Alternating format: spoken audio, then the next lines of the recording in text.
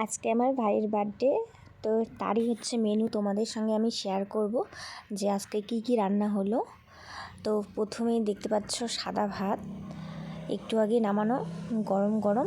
তারপরে এটা হচ্ছে মসুর ডাল, তোমাদের দেখাচ্ছি, এই দেখো। তো এটা আমার ঠাকুমা রান্না করছে, মানে আমরা বাড়ির লোকেই সবাই মিলে রান্না করছি।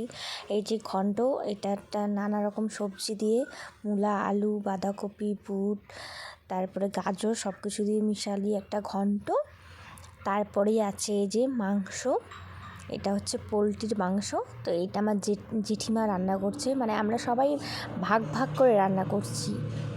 তো দেখতে পাচ্ছ মাংসটা কত সুন্দর হয়েছে। তারপরে আমি ভাবছি হচ্ছে চিকেন পকোড়া।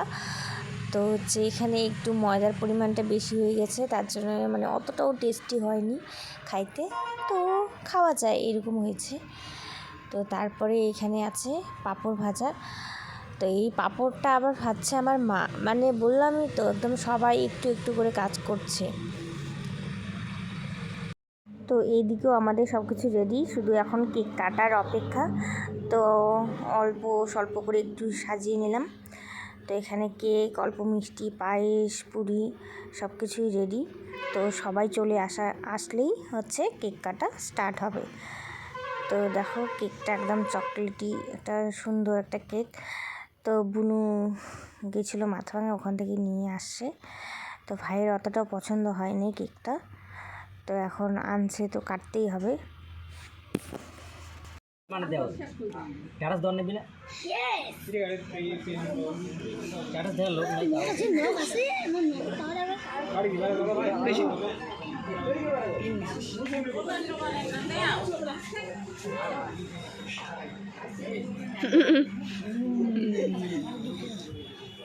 তুই আগতে কেন মুখন ঢুলু রে খাইলে বাকি আছি এই না মুখন আগতে মুখন জানা রে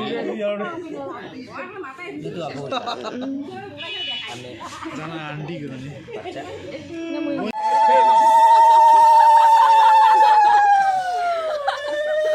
সেন্টা দিয়ে দাও ওটা নাই বলে সব সিনে তো পুরো নিজেকে মানুষ বলে ওই নোংরা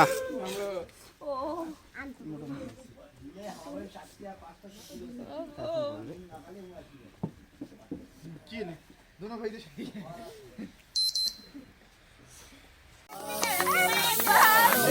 আরে কেক কালার নষ্ট হল রে আরে ওই এদিকে মানুষ সব দাও আরে এদিকে আরে হইছে ইয়েগুলো নষ্ট হল পুষ্টি এগুলো খাওয়ার জিনিসগুলো কি করে দিল আরে ফোন করে তুই তো কম লাগে না